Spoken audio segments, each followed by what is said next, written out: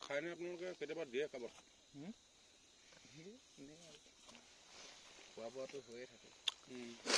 কেতিয়াবা কোনোবাই বিচাৰিলে দিব পাৰে আৰু বেছি যদি হ'লে বেমাৰী চেমাৰী মানুহৰ কাৰণে ন।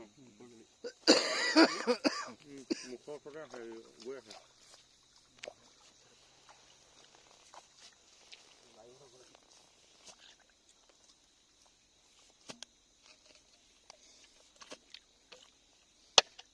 কেলা